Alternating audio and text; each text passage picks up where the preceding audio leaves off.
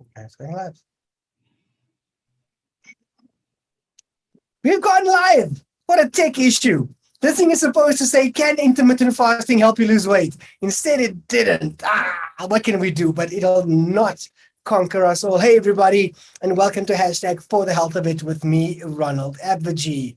Now, many diets focus on what to eat, but intermittent fasting is all about when you eat.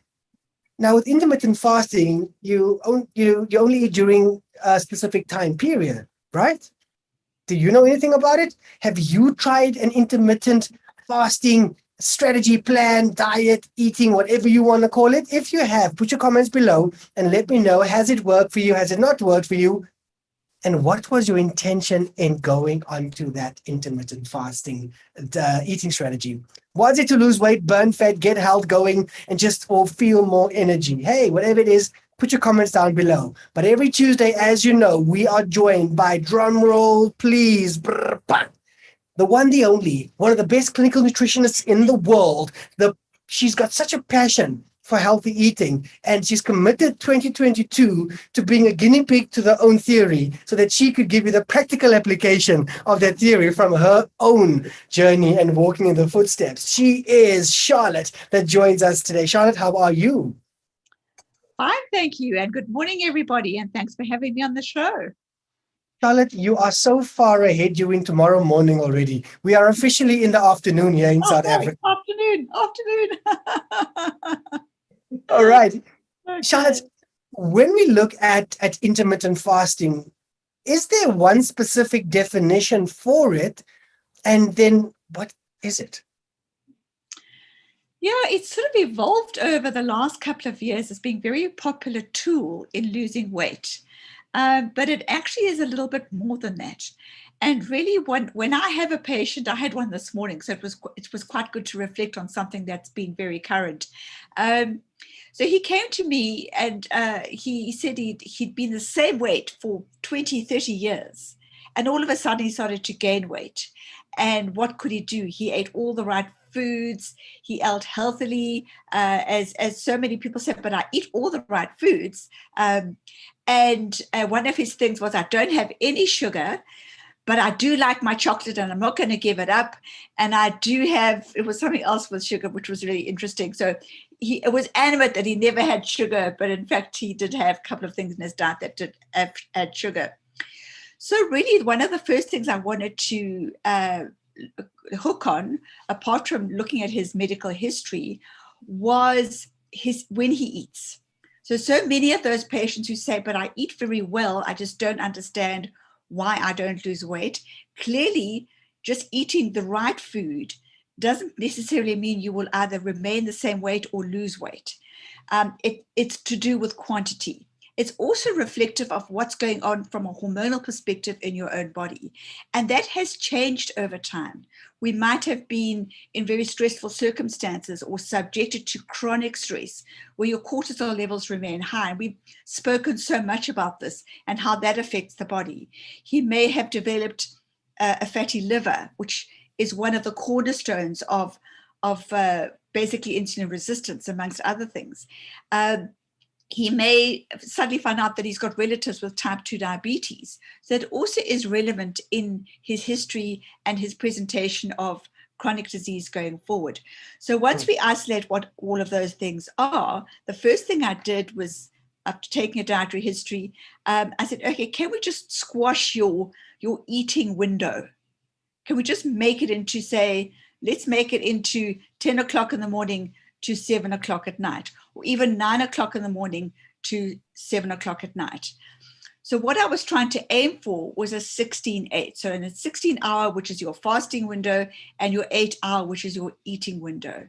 But that's often a little bit too much to ask straight away when people have heard of it and they just think, oh, as long as you have your meals, okay, then what about, oh yeah, what's the other one? What about Milo, he says to me. Well, Milo is full of sugar, okay? Apart from the actual powder, you've got milk that has sugar. So he doesn't consider that a food or nutrition. But in fact, all it does is spike your glucose levels.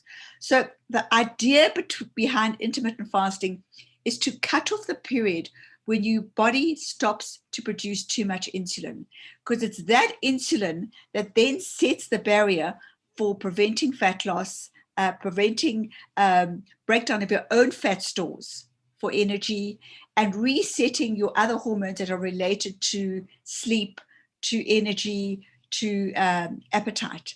So that's one of the main reasons, or one of the main functions of intermittent fasting. Wow. Okay, cool. I mean, that's quite interesting, Charlotte. But when you said 16 hours fasting, I was like, huh? Say what? How long? 16 hours. Charlotte, here's the reality, right? And this boils down to the fact is that we get hungry. And is that a response that is physiologically normal within, because we all get, I mean, the old school thinking, let's go back, right? Is that you got to have 3 meals a day. Then it went into 6 meals a day, but you got a snack in between. Then it went into, smaller portion meals. And then it went into the different types of foods that you eat. Now you're saying to us, guys, this intermittent fasting, there's different ways to do it, but one of the ways is 16 hours and 8 hours. Charlotte, what happens when we get hungry in this period? Because, you have breakfast and then about 11 o'clock, you want to get the munchies going on. I mean, how do we fight that hunger? So it's interesting. And in my own journey, I heard this coming from people that tried different windows. Okay. And I also thought, let's just try it. So for me, starting a 16-8 window, let's talk from starting the fasting window, because that's really where the whole concept of deprivation comes in. So your fasting window theoretically starts as soon as you finished your last meal. But bear in mind, it takes about 2 hours to digest that food. So even though you may have finished eating at 6, you're actually only starting your fast around about 8 or 9 o'clock at night. Okay. If you finish your supper at 6 o'clock and then you have your Milo or your chocolate at 7 o'clock, all you've done, you've spiked your insulin. And what that does, it just makes you more hungry. So the moment you stop the eating, it's habit as well that then sends you to the fridge for something sweet. I want the munchies. I'm bored. I'm watching TV. You're used to being active at work. Now you're sitting down and you're staying still, and there's not much to do. So the habit is to go and continue eating. And most people don't realize that all that little snacking, all it does, it just makes you more hungry, more hungry, more hungry. So you go to bed in a very much a fed state. Your fasting window only then starts in the middle of the night, and you wake up and you're hungry. The moment I stopped the munchies after dinner, I woke up the next morning and I was not hungry. And the more I did this, the more I was not hungry. Okay. So it just seemed to promote that sated feeling, especially if you cut your carbs during the day. So for some people, they like their carbs early on in the day. For other people, they prefer their carbs later on at night, just before you go to bed. So there are different reasons for doing that, and different things for different people. But often you find that if you continue snacking sugar, it just promotes more hunger. Okay. So wow. Yeah, I get the fact that you want to eat, but a lot of it is habit. When you separate habit from actual hunger and actual need to eat, the two are quite different. Sure, Charlotte. So this 16-8 approach, is that the only approach? Is that how you would advise people to start off with intermittent fasting? No, there are lots of different approaches. There's a 20-hour of fasting and a 4-hour window of eating, which I find a lot of people do, but I don't think that's suitable for many people. All the gurus out there tend to sort of reduce the eating window quite a lot. I personally don't think that's okay. It's not okay for a family. I certainly don't think it's okay if you've got children, especially if you've got children who can be influenced by what the parents are doing. Girls are particularly vulnerable, but let me tell you, boys are too. So I prefer a much more open window. There's 12 and 12, which is also suitable. And sometimes I do a 12 and 12 because my work period is from 9 till 5. I don't like taking food to work for various reasons. It's often we just work through lunchtime. Our we don't really have a specific lunchtime at work. So I find that's erratic. So I'd rather eat in the morning and then I eat again at night, and we may have a small snack over lunch. So for me, that works better. And the most important thing is to find out what works for you. The other important thing is to keep that window consistent. So one day don't do a 16-hour fast, and the next day do a 10-hour fast, and the next day do an 8-hour fast, and keep on shifting the time frame, because it's effective, but it's not as effective if you keep your time frame a little bit more consistent. Okay. I get you. So 16-8 or hook up a 12-12, etc. But Charlotte, in this period, let's say you take the 12-12, right? So within the 12 hours of fasting, what can you eat or drink, if anything at all? And then what do you eat when you in your phase or hours that you don't fast? Okay, so first of all, you are not supposed to have any calories or any food that requires digestion in your fasting period. So strictly speaking, it should be clear fluids like black tea, coffee, water. Obviously, it's important to remain hydrated. It's really, very important to get your 2 to 3 liters of water in a day. And of course, can you still hear me? Because you seem to have frozen. And of course, I can hear you. My patients, 3 liters of water a day. and I often give my patients a broth. So they make a broth. Having a little bit of a network issue. Yeah. Okay. Charlotte? I can hear you. I can see you.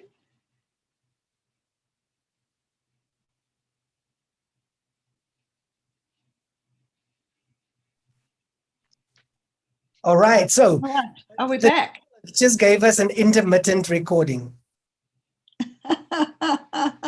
This is true. I think we got to clear fluids in the fasting window. Okay, so let's start again, right? So during the fasting window, what can you consume? So you're supposed to not have any foods that require nutrition or digestion.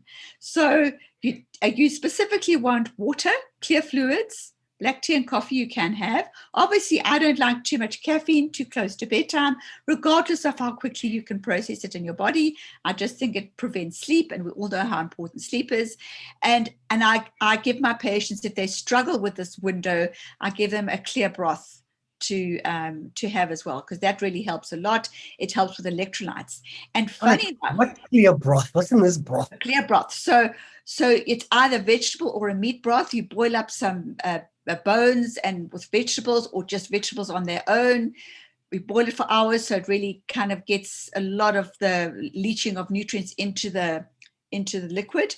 Strain it, so there's no actual food in there, and it's just the electrolytes that are left and the collagen, and that does help. And interestingly, keeping your salt levels reasonably okay in that period helps a lot with preventing the hunger. So I'm not saying have a high salt broth, but definitely adding a little bit of some sea salt or Himalayan salt into whatever you're drinking does help. Okay. Nice. Clear broth, here we come. All right, so I got you. Black tea or coffee, no sugar, no milk. Yeah. Water and the clear broth. That's in the fasting window. Now, Charlotte, man, you all know that now it comes to the eating window. What is your advice when it comes to the eating window? Because many people think that I need for so many hours, I'm going to dive into anything and everything. Yeah, listen, that is a misperception. And often you find that people, because they've limited their eating period, they still tend to lose a little bit of weight. But obviously you have to clean up your diet. So take out the processed food, take out the sugar, start there. If that doesn't work, then start looking at what fuel source you want. So I would suggest if you like carbohydrates in your diet, then keep your diet fairly low in fat. And if you don't like carbohydrates, you prefer a low carb diet, then keep your intake of your healthy fats a little bit higher and make your intake of fat about 50% of your calorie intake. You should have, in my opinion, at least 2 meals in this eating window, preferably 3, but depends on your activity during that day. It depends on your energy levels. And I find I was quite well energized with 2 full meals in that eating window. But people differ. It depends what you're used to. Charlotte, this sounds exciting. I would love to know from everyone, have you tried intermittent fasting? How did you feel when you started, and are you still doing it right now? And Charlotte, my final question to you would be is this a long-term strategy that you have? And when you say yes or no, what is the duration by which one should look at doing this intermittent fasting approach? Okay, again, a great question, but difficult to give you a specific answer because it depends what you want to achieve, or what you want to have as a result of this. So just say the general person who comes to see me wants to lose weight, we've got to get the ball rolling. So specifically for those people who struggle to lose weight, you want to get them to the point where they're seeing the weight come off a little bit more regularly, that they don't hit the plateaus. If that's the case, I'm saying give this 3 months. Now, obviously, there are going to be days and weekends where it does not work. Let's face it. You've got a wedding or a birthday party, or you just don't feel like it, or you want to go eating out with the family. One day is one day. Get back onto that plan as soon as you can. And life has to carry on. There has to be some enjoyment as well. Food is there to be enjoyed. This does not have to be a punitive process. In fact, if anything else, you start to really enjoy your food. So I find for a lot of people, instead of just filling their face and snacking every day, they start to really look forward to their meals and start to plan them a little bit better. So there's a lot of the upside of doing this. Going forward, it depends on how much weight you want to lose. If you've got insulin resistance, I've known of diabetics who have literally reduced the amount of medication they've been on simply for doing this for 6 months to a year. Some have dropped all their medication because that's what they need to do. So it does depend on how much you're trying to change and how far you've got to go. Wow, I get you. Charlotte, am I allowed like this? Is this allowed, Charlotte? Can I have popcorn? Yes or no? Yeah, homemade popcorn, please. Homemade popcorn. It's great. Made the old-fashioned way, and not your microwave popcorn. Okay. I get you. All right. So I'm going to stick here right now from popcorn kernel hit me. Because I know, I got homemade popcorn. Ooh, I've mastered the art, the timing, the pops, the essence, the smell, the taste. Ooh. Yep, it's got a very different flavor. Charlotte, as always, thank you so much for sharing your knowledge, your wisdom, and currently your journey and your experience, because I believe that theory and the science is one thing, but when you are walking that journey and you are implementing it into your own life, there's so much more value that's gets given through that. Everybody, if you want to know and have more information and tools and tips and advice from Charlotte, check out myhealth360.co.za today. Click on courses and have a look at the Weight Loss Mastery course and quest and a whole bunch of others that Charlotte has done, which gives you her wisdom over 40 years, right, Charlotte? 40 years, 30 years of building up this knowledge and experience, dealing with thousands of people internationally, helping them achieve success within nutrition, to achieve success within their own health. And weight loss would just be a byproduct of that success. She has done that, and she's taken that knowledge, put it into a course. She's your instructor. You'll have access to her on a closed Facebook group, because that's our community that we create for you. Check it out on myhealth360.co.za. Charlotte, until next week, you keep on fasting, keep on checking and keeping us posted onto your journey. I'd love to know more. As you, I see on Facebook, you are the most active user, so we appreciate you on there. Thank you so much. And yeah, when you do have that sweet craving and make a cake or a brownie, please send some this way, because yes, we will keep it safe and sound for you. Thanks so much, Ron. I definitely will do. Have a great rest of the week.